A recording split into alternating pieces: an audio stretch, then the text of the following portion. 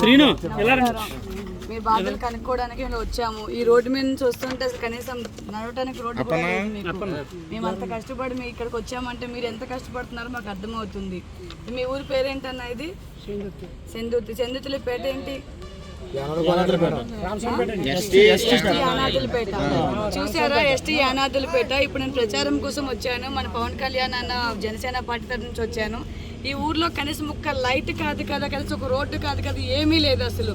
ఎంతమంది ఎమ్మెల్యేలు మారారు, ఎంపీలు మారారు, కానీ వీళ్ళ జీవితాల్లోకి అయితే వెలుగుని తీసుకురాలేదు. ప్లీజ్ దయచేసి ఇప్పటికైనా మనం సరైన నాయకుడిని ఎన్నుకుందాము, సరేనన్నా?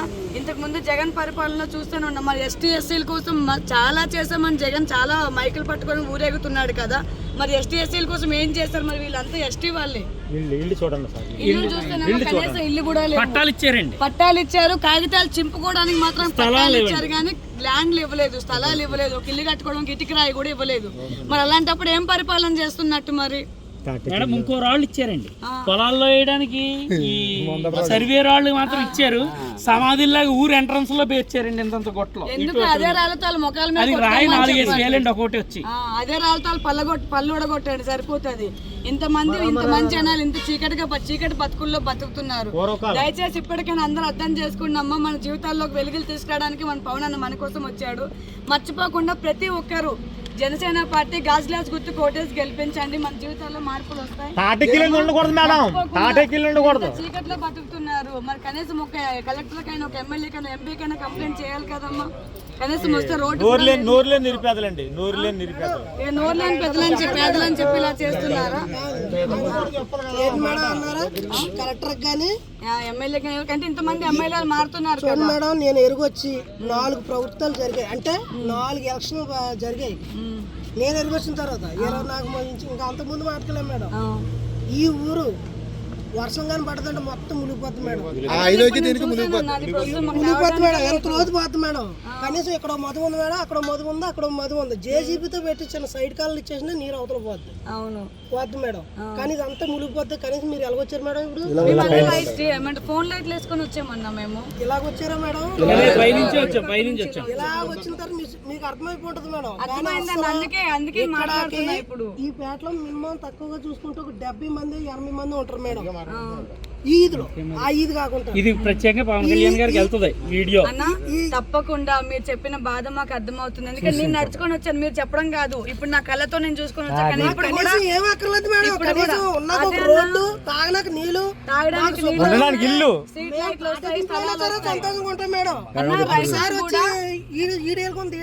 అన్న ఇప్పుడు అందుకే ఆయన నేను కాపాడిని అనుకుంటలేదు, నేను జనకులం నేను చెప్తున్నాడు ఆయన అందరికి.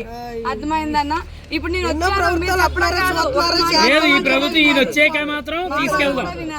పవన్ కళ్యాణ్ గారు వచ్చాక మళ్ళీ ఫస్ట్ ఇప్పుడే వస్తున్నారు, మళ్ళీ లాస్ట్ క్లైమాక్స్ మళ్ళీ 5 సంవత్సరాలు పొందుతూ వస్తున్నారు.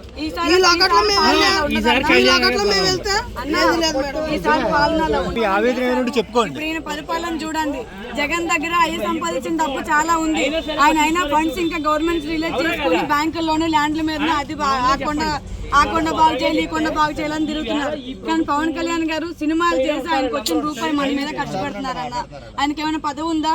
ఎమ్మెల్యే ఉందా? ఎంపీ ఉందా? సీఎం ఉంది? ఏముంది పవన్ కళ్యాణ్ గారు? ఎక్కడెక్కడో ఖర్చు పెడుతున్నారంట మేడం. మాట్లాడుతూ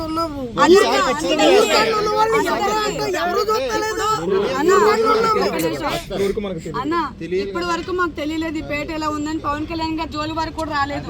ఎందుకంటే ఇన్ని గ్రామాలు ఉన్నాయి, ఇన్ని పేటలు ఉన్నాయి చెందుర్తిలు అని చెప్పి పవన్ కళ్యాణ్ గారికి ఇంతవరకు రాలేదు. ఇప్పుడు మా తరపు నుంచి, మీ తరపు నుంచి పవన్ కళ్యాణ్ అన్న దగ్గర మీ ప్రాబ్లం తీసుకెళ్లి దగ్గర పెడతాము, సరేనా? ఈ ఒక్కసారికి ఎన్నుకోండి ఆయన్ని. ఆయనకి అవకాశం ఇచ్చి చూద్దామన్నా. మన పాత పరిపాలన చూస్తాం, ఏం బాగుపడింది. ఇంకా మీరు చీకట్లోనే చీకటి బతుకుతున్నారు, సరేనా? మర్చిపోకుండా నమ్మకం పోయింది మేడం. ఈ గవర్నమెంట్ మీకు అర్థమైందా? నమ్మకం అనేది కోల్పోయింది మేడం. ఎందుకంటే ఏదైనా సరే మాకు రాదు. మేము ఎస్టీలో అండి, మేము ఉంటాం. మా అందరం చీకట్లోనే ఉంటామండి. మేమే కాదండి, మాకులాట చాలా మంది ఇల్లు వాకులు లేకుండా. జగనన్న పరిపాలన అభివృద్ధి చెందిందా మరి మీకు? మాకైతే అమ్మడు మాత్రం వచ్చిందండి, అతను 3 సంవత్సరాలు. కానీ అక్కడి నుంచి మరి ఏమి కూడా మాకు ప్రభుత్వం ద్వారా మాకు ఎవరన్నా ఇలానే చెప్తారు, 3 సంవత్సరాలు ఈ డబ్బులు సరిపోగానే మనకి ఇవి ఉండాలి. మనకు మెయిన్ ఇళ్ళు ఇప్పుడు అమ్మఒడి అని ఇచ్చారండి, తప్పు లేదనుకో. అది మాకు పిల్లల కోసమని ఇచ్చారు.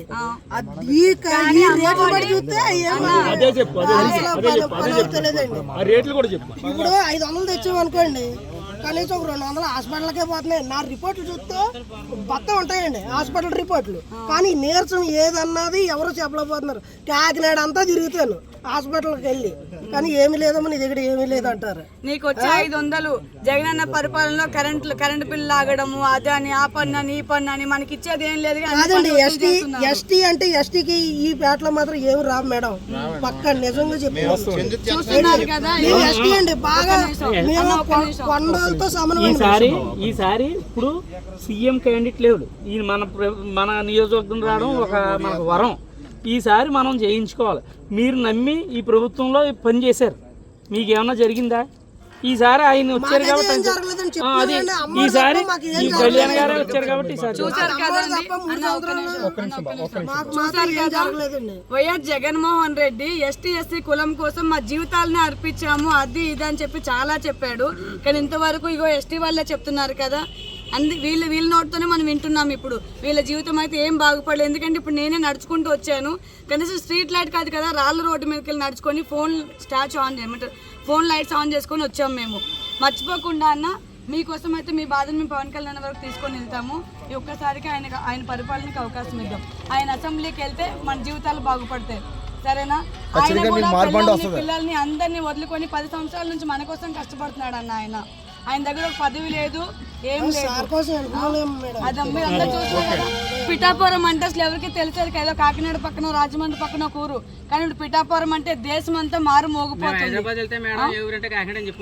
అవును, కానీ ఇప్పుడు మన పిఠాపురం మన పవన్ అన్న పిఠాపురం అని చెప్తున్నాం మనం.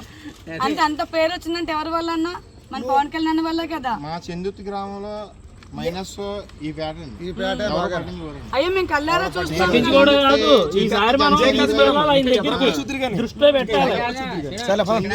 చెందుర్తి జనసైనికుడిగా చెప్తున్నాను నేను.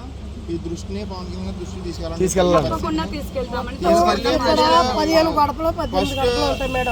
గారు నెగ్గిన తర్వాత మా గ్రామంలో పేరు చెప్తే ఈ పేటకి న్యాయం జరిగేలా చూస్తే చాలు.